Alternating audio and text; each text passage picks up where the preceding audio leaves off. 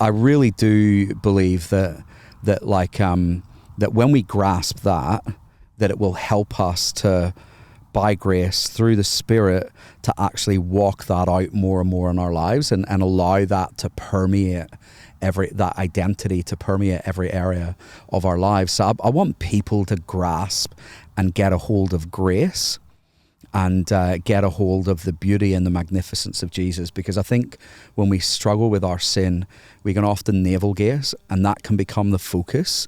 Whereas if we lift our eyes to Jesus and see his goodness, then I think that helps us so much more to run by grace. Now, that sounds very simplistic, and in many ways it is, just for the sake of keeping it short, but it's actually no less than that, I don't think. So. Yeah, someone in our discussion group called it like the inward turn, like the looking inside yourself.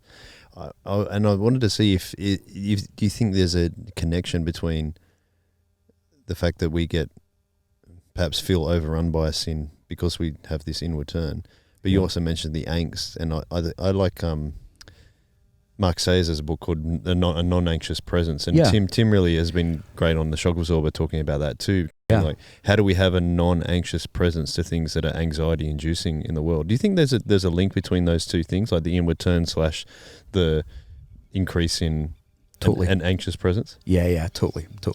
I actually think the times that I am more anxious in my everyday life, like not just anxious about my own eternal security, but just more anxious in general, is when sin is more besetting and prevalent in my life. And I think part of that is that we live such quick and hurried lives as well. And part of, I know that for me, part of the way that sin works out in my life is it's easy for me to overwork and to not rest in the Lord. And I think we live such busy, fast-paced lives that we barely hit the pause button to rest in the Lord and actually truly express that he is God and we are not. And a lot of that is driven by a sin of pride. It's driven by a sin of wanting more and always striving and struggling to either make a name for ourselves. And there's a lot of true and real needs in that. Because, like a sin is often a good thing that's just been warped and it's been put in a different place.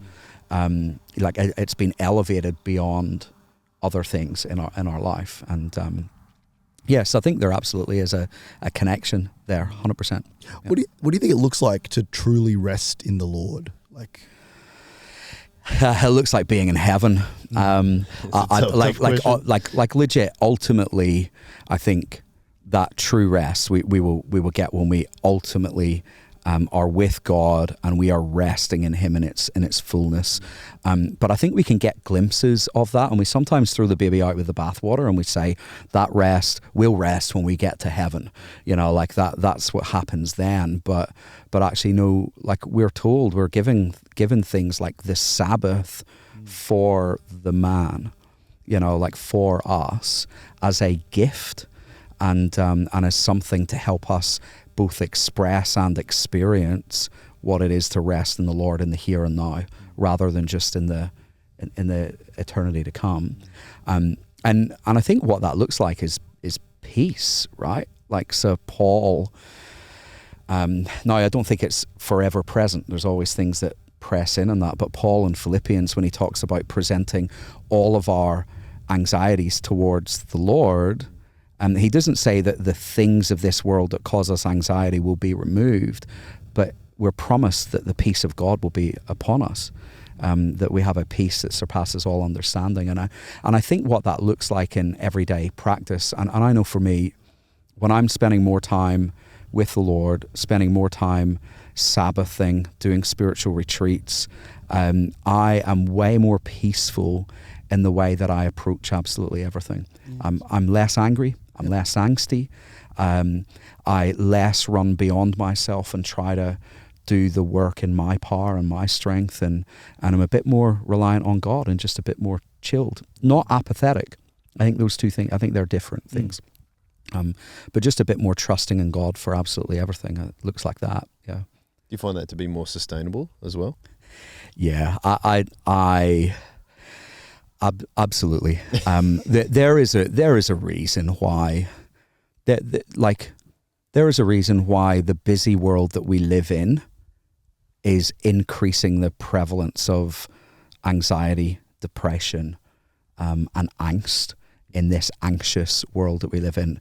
And it's not so much the presence of, housing crisis and all of those things as much as they are. I think it's actually that we're failing to stop. Now, there are medical conditions that I don't want to deny the chemical realities that go on in our brain and all of that kind of stuff. But, pastor burnout, Christian burnout, all of those things, I think, are helped dramatically by hitting the pause button and spending time with God. I don't think you can avoid it completely sometimes. There are just certain things that happen that, can make you anxious, that can cause burnout, that can cause that outside of your control. But by and large, God's right?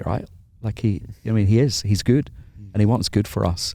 And he's created a world and he's created systems and rhythms that are there actually for our benefit and for our good. So, yeah. And I think that's why I love Week Away so much. Is we were talking about this on the Hudson actually said this on the Chip Lunch podcast that we did to drive down a Week Away. Yeah, is that it's a spiritual circuit breaker. Yeah, almost like we get to do this. I'm loving just sitting here in the sun. It's quite delightful. It really is. Yeah. And I think. Yeah, I wonder, this is kind of, I think, part of resting in the Lord, like to your question, Ethan. Like, I feel like we are doing that right now. We're just having this relaxed conversation, but there is some form of spiritual formation going on here as we discuss this, because we're just talking about stuff that impacts our faith and how we live it out as well.